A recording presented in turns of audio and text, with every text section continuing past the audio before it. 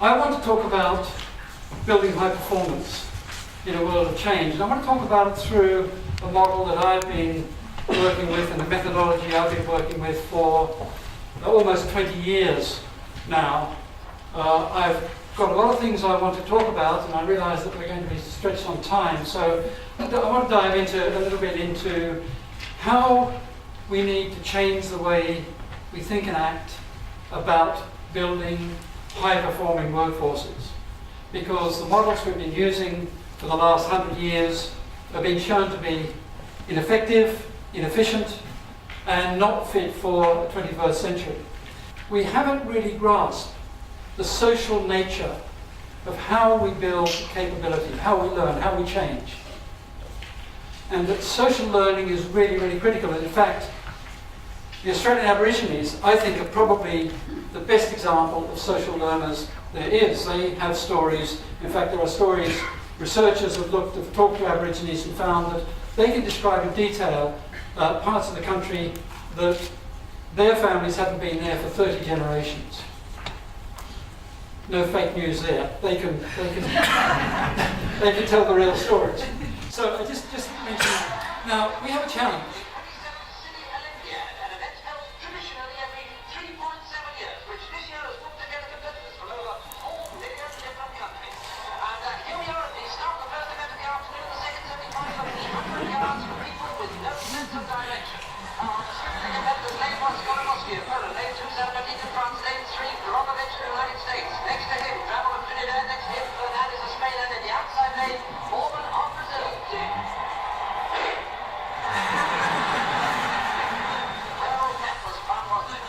So this is the Monty Python 100-yard dash for people with no sense of direction. I think it's very good. It's a very good metaphor. It's a very good metaphor for the way that you try and build capability in lots of our organisations. We get people in, we line them up, we give them we put them through a training program, and we send them out expecting that they will all run that 100 metres and do it really well. And what happens is what we've just seen. If I can pose another question to you. How important do you think it is to learn to read music notation in order to compose music, orchestral music? Would you raise your hands if you think it's important to actually be able to read music in order to compose music? So did Beethoven read music? Did Liszt? Chopin? Yeah, of course they read music. Of course they read music notation. That's how they wrote. You had to read music. However, in these days, no more do you have to read music in order to create good orchestral music. Let me give you an example.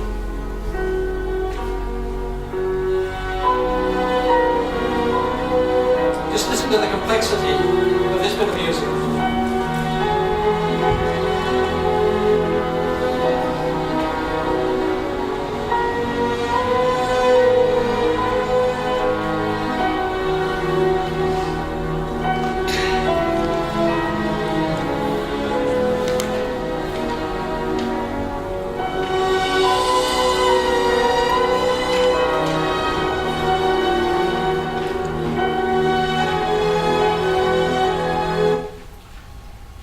Anyone know who wrote that?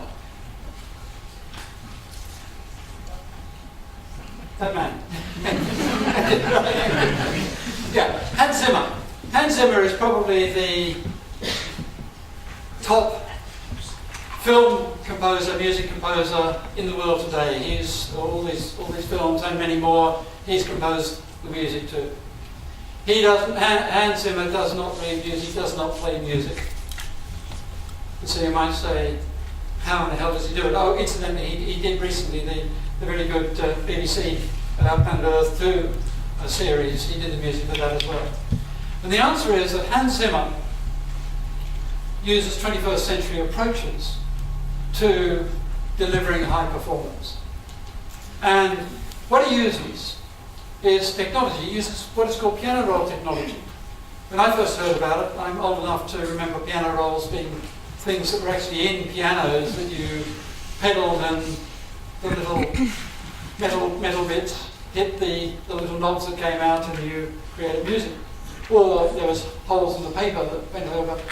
But modern piano roll technology allows Zimmer to write and create great music. The piano roll technology is what I'd call his performance support. It's his 70. He's using that 70-bit of performance and learning in order to do that. So let's rethink ways in which we build high performance. First of all, high performance is not about knowledge and skills. And one of the things that has depressed me over the years is that when I go and work with organisations and work with leadership development and learning and development and talent development, the focus is very often exclusively on knowledge and skills. Obviously, to perform well, we need to have access to the knowledge and we need to develop those skills. But those alone will not produce high performance. I call it the skills fiction. Learning is likely to be more effective the closer to the point of use that it occurs. Let me just say that again. Learning is likely to be more effective the closer it occurs to the point of use. So if any of you have, when you've been on your courses of various sorts, or whether you're involved in designing and developing and running programs of any sorts, even if you're running a change program, if you're running, and again, I've torn all my hair out on the basis that whenever a project is developed, almost inevitably there's a training line in that project, i.e. we must train people. Absolute lunacy. We've all been there. We've all been, I recall when I was at Reuters having a huge argument with a project manager who said, Charles, I want your team to train our people because we're deploying a new CRM system or an update to the CRM system and everyone needs to be trained. I said, what are you talking about? Why? And he said, no, we've got to train people. We have to, I want your people to travel around the world and train all our staff. To which I said, you're not getting that. I'm not going to play that game because I would rather simply make sure that we produce some really good quick reference guides for them, some quick job aids, and we spend the money on a support centre, a telephone centre, so that when people run into problems, they can solve them. How do high performers develop? Well, this guy is, or was, and still is, I think, a high performer in anyone's words.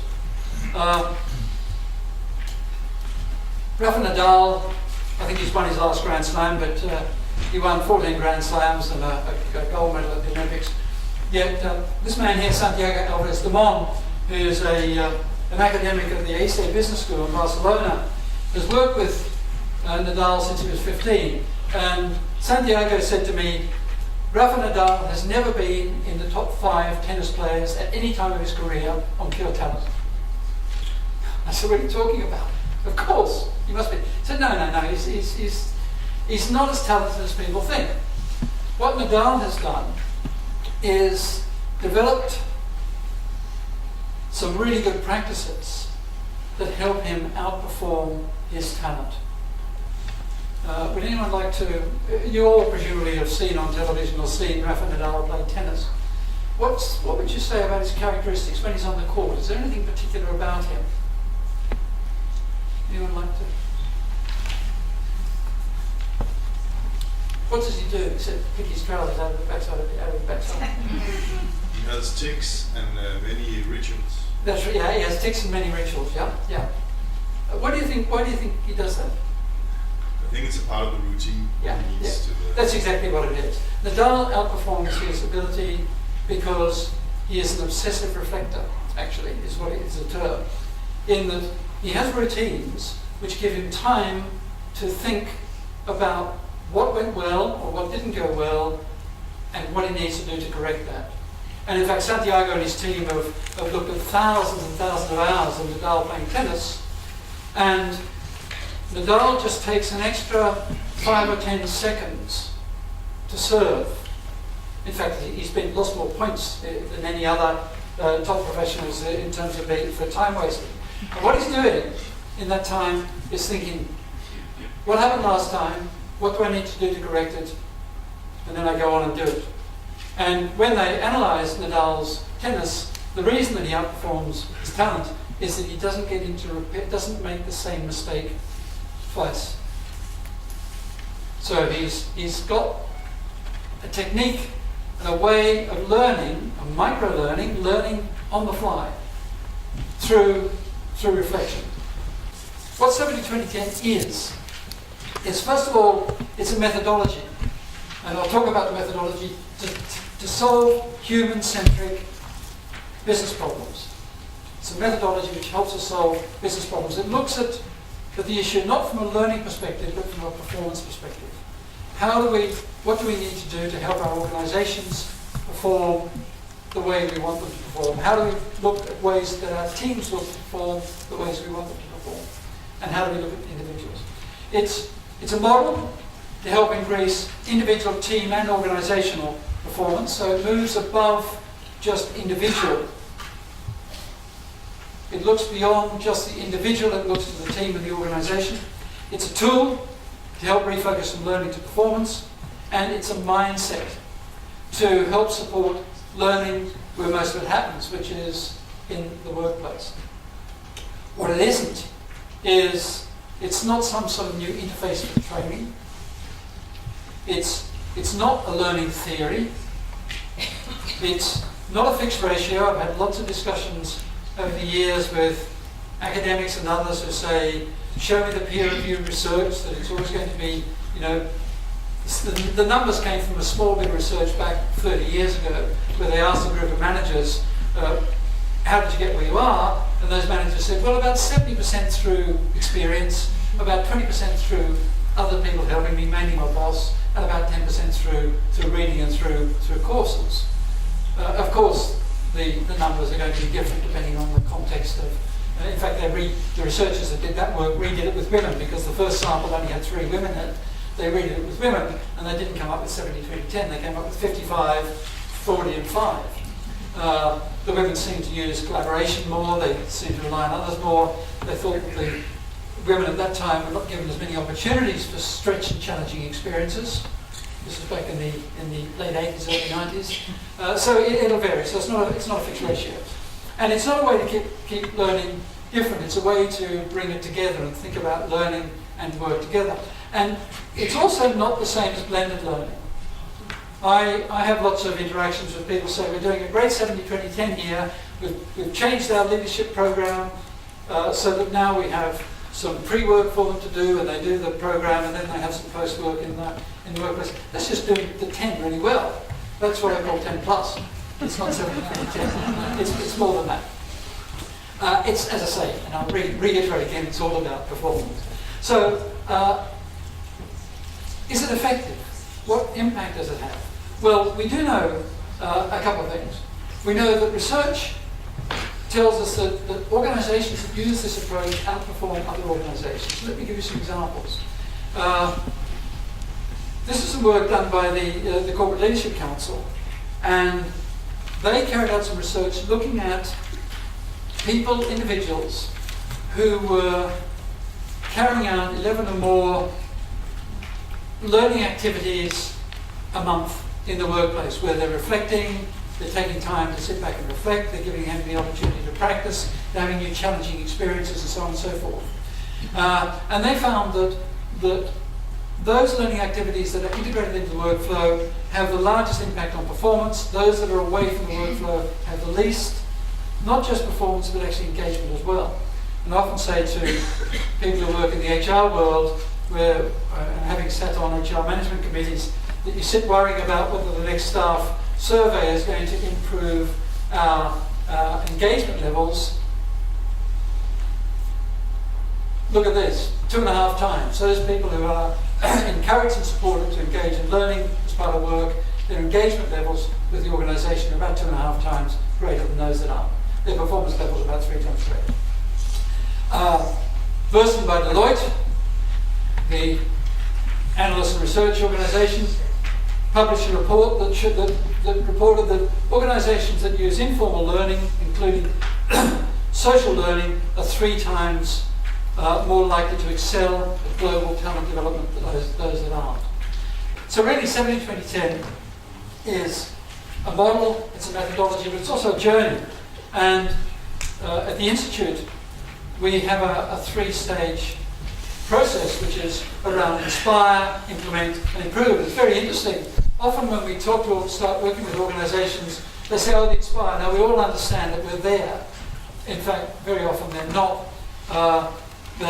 Because really winning hearts and minds is critical. I couldn't have done what I did at Reuters when I first implemented this back in 2003, 2004, without the chief executive really understanding it and really being behind me. And in all my years until I retired there from Reuters, Thomson Reuters in 2008, if the chief executive was in the same country as me, not once did he not positively respond to requests from me. I would say, Tom, I've got a group of people, a group of managers, can you give us 15 minutes to come and talk to them about why this is important? And not once in all my time there did he say no if he was in the same country. And you do need to have people who are at the top of the organisation who understand it and who support it. And along this journey, underneath this journey, there's all sorts of different things we do around the inspiration, around building services, 70-20-10 improved services and processes, and having this continuous improvement approach. It's very aligned, the methodology is very much aligned for those of you that work with Lean.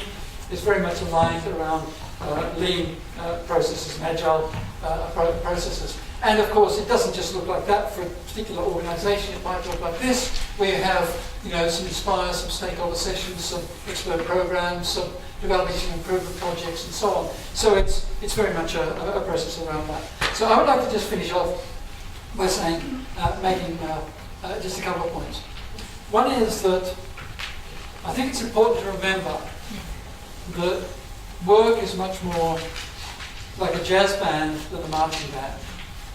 And going back to the Monty Python video, it's not about lining everyone up and making sure that everyone goes through the same process, because all of us have different needs at different times. It's like a jazz band. Sometimes we're leading a project or a team. Maybe at the same time we're a member of another team. But sometimes our work might require us to be very focused on this, and sometimes focused on that. It's a bit like a jazz band where, each of the players will step forward and do their solo, then come back, and it evolves organically, rather than being set as 18th and 19th century models are. We line them all up like soldiers, and we push them out and hope that the best will happen. So I think it's worthwhile just keeping that in mind. And the last point I'd like to make is just sort of looking forward, is my colleagues at the Institute and I have been doing a lot of thinking about a much higher level around how we build or turn learning and development departments into value creators. Because learning and development departments in most organisations, training departments are seen as cost centres. And we're doing work around a model here where we're moving from the left, which is focused on learning, to the right, which is focused on performance, and from the bottom, which is focused on operational activities, to the top, which is focused on strategic activities. So moving from what we call order takers, in other words, teams, HR, learning and development teams where take the orders to say, yes, we need to update our leadership programs this year, we need to engage with an external company to do this particular training or whatever. That's essentially order taking. To the top right, where they're using this methodology, actually really creating value.